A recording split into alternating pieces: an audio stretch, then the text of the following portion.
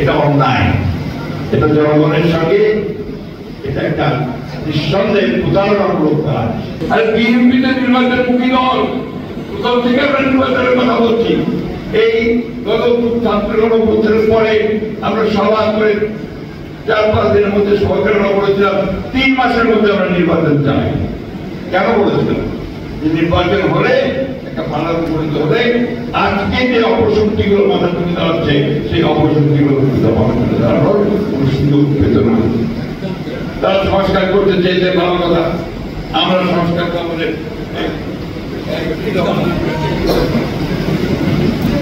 আমাদের সংস্কার জন্য আমাদের 31 দফা তারিখ সাহেব 2022 সালে যে জমির সামনে তুলে ধরেছে, কি মনে আছে আপনাদের? 31 দফা তুলে ধরা হয়েছিল, মনে আছে? আমাদের নেতারা সব গ্রামে গ্রামে সব জায়গায় গেছেন, আপনারাও বিভিন্ন জায়গায় গেছেন, এই 31 দফার কথা বলেছেন, তাই না? এই 31 দফায় কি আছে? আজকে আমরা এই সনদে যতগুলো পাশ করেছেন সবটা আমার 31 দফায় আছে। তারা কিভাবে আপনারা বলেন যে আমরা সংস্কার চাই না? আমরা এই তো সংস্কার করছি সবার আগে,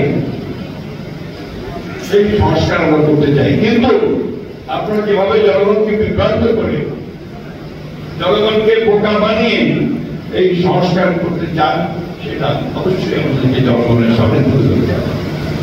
এই যে সনদ আমরা পাশ করেছি, আপনার মনে আছে, পার্লামেন্টের সামনে বৃষ্টি হচ্ছিল, ছাতা ধরে পাশ করেছি, সই করেছি না? তো এখানে আমরা যে বিষয়গুলো সই করেছি সেখানে আমরা কথা হয়েছিল যে সব রাজনৈতিক দল যেগুলোতে একমত সেগুলো সব সই হয়ে গেল। এমনকি যে সমস্ত বিষয়গুলোতে রাজনৈতিক দলগুলো একমত হবে না, তারা আপত্তি দেবে, সেটাকে নোট অফ ডিসেন্ট, সেই নোট অফ ডিসেন্ট লিপিবদ্ধ করা হবে এবং সেটা এখানে রাখা হবে, সমাজে রাখা হবে। রাখা হয়েছে, এটা আমরা সই করেছি। আর এখন যেটা উত্থাপন করলেন প্রধানমন্ত্রীর কাছে, সেখানে ওই নোট অফ ডিসেন্টের কোনো কথাই নাই। আমাদের এই কথাটা ব্যবহার হয়েছিল, কিন্তু তারা আবার নতুন করে কিছু ভিডিও করে নিয়ে এসেছে। এটা অন্যায়, এটা জনগণের সঙ্গে এটা একটা নিঃসন্দেহে প্রতারণামূলক কাজ।